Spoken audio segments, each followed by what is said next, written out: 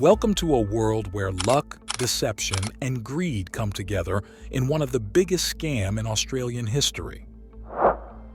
The Crown Casino in Melbourne, a luxurious palace of entertainment and gambling, became the stage for a thrilling, real-life fraud.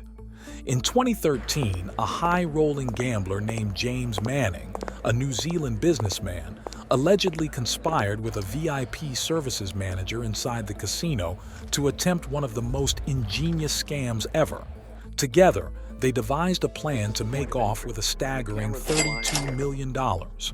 Yet, as their plan neared its climax, an unexpected twist brought it crashing down, leaving both conspirators without a single dollar of the fortune they had sought.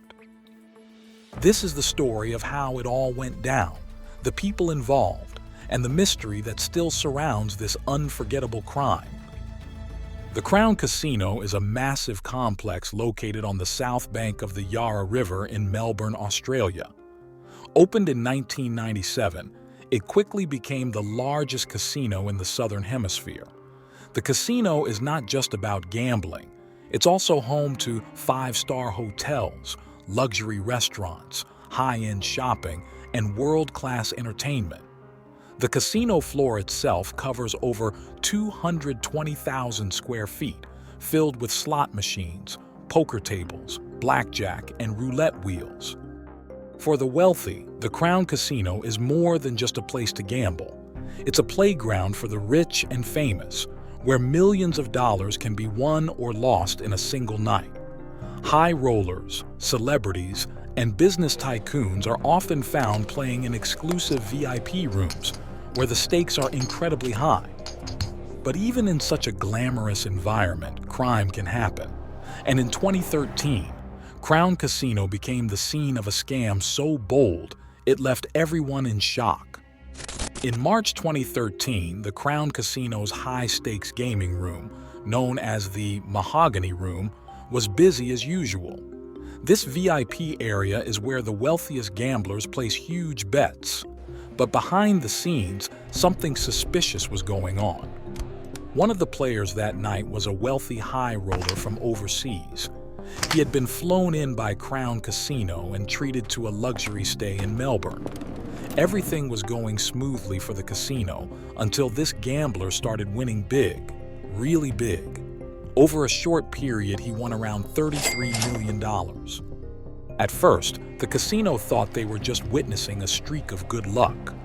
But as the winnings piled up, the staff started to get suspicious. No one wins that much money without raising some red flags. Soon, it became clear that this was no ordinary win. The gambler was part of an inside job that would turn out to be one of the largest scams in casino history.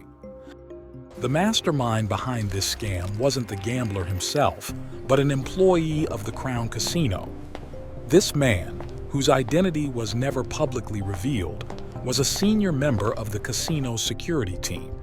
He had access to the casino's high-tech surveillance system, which allowed him to see everything that happened in the VIP gaming rooms. Every card dealt, every move made by the dealers, and every bet placed by the players, he could see it all. Using this access, the security officer conspired with the high roller to manipulate the game in their favor. The plan was simple, but effective. The security officer would watch the live surveillance footage of the game and signal to the gambler which cards were being dealt. With this insider knowledge, the gambler could make the perfect bets, ensuring he would win big. This kind of scam is almost impossible to detect in real time because the games happen so fast. But over time, the wins started adding up, and the casino became suspicious. Crown Casino, like most modern casinos, uses a sophisticated network of cameras to monitor every corner of the building. The surveillance system, known as the Eye in the Sky, is designed to catch cheaters, protect customers, and keep the casino's games fair. But in this case, the very system meant to stop crime became the tool used to commit it. The security officer who had access to these cameras was able to watch every hand that was dealt to the high roller. Using this information, he could tell the gambler exactly what was coming next. All the gambler had to do was place his bets based on the information from the inside man. Because the casino's surveillance cameras are not just for watching, but also for recording, the scam wasn't noticed at first. After all, it's normal for someone to win big in a casino, especially in the high-stakes rooms. But when the gambler consistently won large sums over just 8 hands, the casino realized something wasn't right. The team at Crown Casino finally noticed that the gambler's wins weren't just luck. The unusual success rate raised alarms, and the casino began an internal investigation. Once they realized what had happened, the management acted quickly. The gambler, still thinking his scam had gone unnoticed, was staying in one of the Crown's luxury hotel suites. Before he could leave Melbourne, casino officials confronted him. They informed him that they knew about the scam and demanded he return the $33 million he had won. At first, the high roller denied any wrongdoing. But when he realized the casino had the proof, video footage and digital records, he agreed to return the money. With his cooperation, the Crown Casino managed to recover the stolen $33 million before it left the country. However, the scandal didn't end there. Despite recovering the money, the Crown Casino was left with many unanswered questions. Who exactly was the mastermind behind the scam? While the high roller agreed to return the money, the casino knew he couldn't have pulled off the scam alone.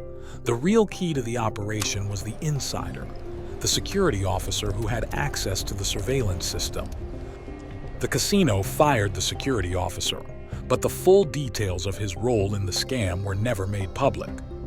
Casino security consultant Baron Stringfellow imagined the gambler and an accomplice used a wireless transmission to carry out the ploy. Through a wireless transmission to his ear during his 8 hands of play, he was told exactly what plays would be beneficial to make. One of the most surprising aspects of this scam is how the criminals were able to use high-tech surveillance equipment against the casino. The cameras, which were installed to prevent cheating, became the very tools used to commit the crime. In many ways, this scam was a near-perfect crime. The plan was simple but effective. By using the casino's own technology against it, the criminals were able to steal $33 million without ever physically taking anything. There were no guns, no masks, and no high-speed getaways. Just a few smart people using their knowledge of the system to their advantage. However, the scam ultimately failed because the criminals got greedy. If they had stopped after the first few wins, they might have gotten away with it. But by continuing to push their luck, they drew attention to themselves and were eventually caught. After the scam, Crown Casino and other casinos around the world took a hard look at their security systems. While surveillance cameras are still a key part of casino security, they are now better monitored and controlled to prevent insider tampering. In addition, casinos have implemented more advanced security measures, including better background checks for employees and more sophisticated software to detect unusual patterns in gambling behavior. Casinos have always been targets for thieves, but modern technology has made it both easier and harder for criminals. On one hand, high-tech surveillance can catch cheaters in real time. On the other hand, it can also be exploited by those with inside knowledge. Even though Crown Casino was able to recover the stolen $33 million, many questions remain unanswered. Who exactly was the security officer who helped pull off the scam? Why wasn't he prosecuted for his role in the crime? And how did the high roller and the security officer meet in the first place? Some believe that the full story of the Crown Casino scam has yet to be revealed. While the main players were caught, it's possible that others were involved in the scam but were never identified. The casino may have chosen to keep some details quiet to avoid damaging its reputation further.